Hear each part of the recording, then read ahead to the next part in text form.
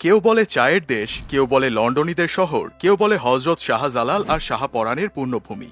সারা দেশ যেখানে গরমে পড়ছে সেখানে বেশ শান্তিতে আছে সিলেটবাসী। দেশের সর্বোচ্চ তাপমাত্রা 43 ডিগ্রি ছুঁয়ে ফেললেও সিলেটে তা 30 ডিগ্রির কিছু বেশি। তাই একটি মিমস চলছে, ভিসা ছাড়া বাংলাদেশের লন্ডনে চলে আসার সুযোগ দিচ্ছে সিলেট। এই শহরকে বলে লন্ডনীদের শহর। ব্রিটিশ আমল থেকেই সিলেটবাসীর লন্ডন যাত্রাই এর কারণ। সিলেটের মজা করে একটা কথা আছে, এত দূর ঢাকা যাওয়ার দরকার কি, লন্ডন যাও গিয়া। বাংলাদেশের যেসব অঞ্চলের মানুষদের আলাদা লিখিত ভাষা আছে তার একটি সিলেট। ভাষার নাম নাগরী। লোকে বলে অনেক মায়া সেই উচ্চারণে আপন আপন লাগে। প্রাচীন আমল থেকেই সমৃদ্ধ জনপদ। তবে আজকের যে সিলেট শহর সেটি খুব বেশি সময়ের পুরনো নয়। 1897 সালের 12 জুনের প্রলয়ঙ্করী ভূমিকম্পে ধ্বংস হয়ে যায় পুরনো শহর। এরপর গড়ে ওঠে ইউরোপীয় ধাঁচের শহর। 1890-এর দশকে তৈরি হয় নতুন রাস্তাঘাট। 1912 থেকে 15 সালে আসাম বেঙ্গল রেলওয়ের একটি শাখা যুক্ত করে সিলেটকে। চা শিল্পের কারণে 20 শতকের প্রথম দিকে সিলেটের গুরুত্ব বাড়তে থাকে। 1950 ও 1960-এর দশকে প্রবাসীদের কারণে বাড়তে থাকে নগরায়ন। প্রাকৃতিক গ্যাস, তেল, চুনাপাথর, কঠিন শিলা, বালু সহ অন্যান্য প্রাকৃতিক সম্পদে অনন্য একটি জেলা সিলেট। এখানকার মাটি চা চাষের জন্য বিশেষ উপযোগী এবং এর অপার সৌন্দর্য পর্যটকদের আকৃষ্ট করে। সিলেটে আছে অভিজাত বিভিন্ন রিসোর্ট ও পর্যটন স্পট।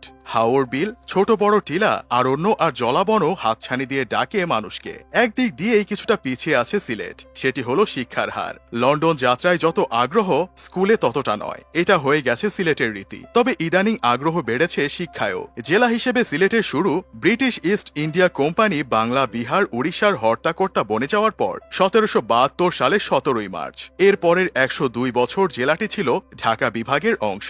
তবে 1884 সালে আসাম নামে প্রদেশ হলে এর অংশ হয় সিলেট। 1947 সালে বাংলা ভাগ হয়ে ভারত ও পাকিস্তানে পড়ে। সে সময় সিলেট কোন দেশে পড়বে সেই সিদ্ধান্ত হয় গণভোটে।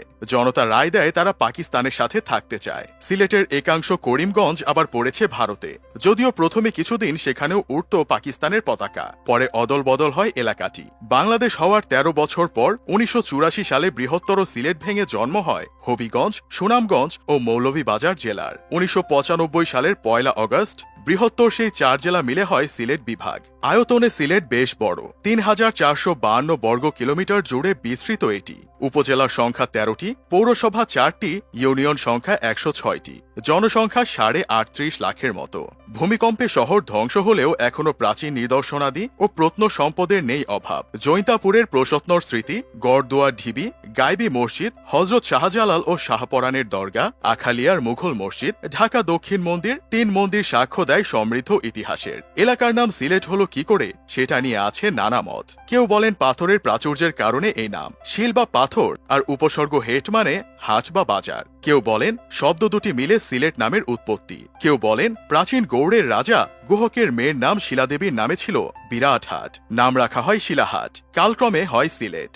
হিন্দু পুরাণ বলছে বিষ্ণু চক্রে খণ্ডিত সতীর শবদেহের 51 খণ্ডের 2টি পড়ে সিলেটে। সতীর অপর নাম শ্রী, তার সঙ্গে হড্ড বা হাড় জুড়ে হয় শ্রীহট্ট, সেখান থেকেই সিলেট। শ্রী মানে প্রাচুর্য বা সৌন্দর্য, হস্ত অর্থ হাত।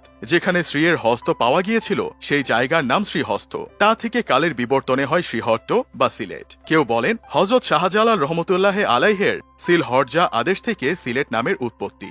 সিলেটে আসার পর পথে অনেক বড় বড় পাথর পড়ায় এমন আদেশ করেন তিনি। পাথরখণ্ড সরে গেলে সিলহট নামটির জন্ম। প্রাচীন যুগে শ্রীহট্ট নামে ছিল রাজ্য। কিছু কালের জন্য এর পরিচিতি ছিল হরিকেল নামে। 7ম শতকে চীনা পরিব্রাজক হিউয়েন সাং এলাকাটিকে শিলিচট্রল লিখেছেন। 10ম শতকে এই জেলা জয় করে মহারাজা শ্রীচন্দ্র। তার অধীনে শ্রীহট্ট মণ্ডল নামে গড়ে ওঠে প্রশাসনিক বিভাগ। 1303 সালে গৌড় গোবিন্দকে হারিয়ে সিলেট জয় করেন হজরত শাহজালাল। সিলেট আসে সুলতানদের অধীনে। তখন এলাকার নাম ছিল জালালাবাদ। ইংরেজ আমলে কাগজপত্রে সিলহেট নামটির ব্যবহার ছিল। ঘুরে বেড়ানোর জন্য সিলেটে নেই জায়গার অভাব। জাফলং এর ঝর্ণা, পশ্চিম জাফলং এ পান্থমাই জলপ্রপাত, ফেঞ্চুগঞ্জ সার কারখানা, পাথরকোয়ারি, বিছানাকান্দি ও ভোলাগঞ্জ, মালনী ছড়া চা বাগান, লাক্কাতুরা চা বাগান, জলাবন, রাতারগুল, লালাখাল টিলা ও চা বাগান, হজরত শাহপরান ও শাহজালাল রহমতুল্লাহ আলাইহের মাজার, হাকালুকি হাওর দেখে কেটে যাবে সময়। সবুজ জলমগ্ন এই ভূমি কিন্তু জন্ম দিয়েছে বহু বীরের। মুঘলদের সঙ্গে যুদ্ধ, নানকার বিদ্রোহ, ভাষা আন্দোলন, সর্বোপরি মুক্তিযুদ্ধে সিলেটবাসীর আছে অনন্য ভূমিকা। মুক্তিযুদ্ধের প্রধান সেনাপতি আতাউল গনি ওসমানী ও মুক্তি বাহিনীর second in command major general M.A. রব এই মাটিরই সন্তান। বর্তমান স্বাস্থ্যমন্ত্রী সামন্তলাল সেন, সাবেক অর্থমন্ত্রী আবুল মাল আব্দুল মুহিত, সাবেক তথ্য, শ্রম ও জনশক্তি এবং মৎস্য ও প্রাণী সম্পদ মন্ত্রী সিরাজুল হোসেন খান, সাবেক স্পিকার হুমায়ুন রশিদকেও এই জেলার তারকা বলা চলে। বিএনপির সর্বশেষ আমলের অর্থমন্ত্রী M. সাইফুর রহমান মৌলভীবাজারের বাসিন্দা হলেও তিনি নির্বাচন করতেন সিলেট সদর আসন থেকেও। সাবেক বিচারপতি সৈয়দ A.B. মাহমুদ হোসেন ও সৈয়দ মোদাসের হোসেনও সিলেটের মানুষ।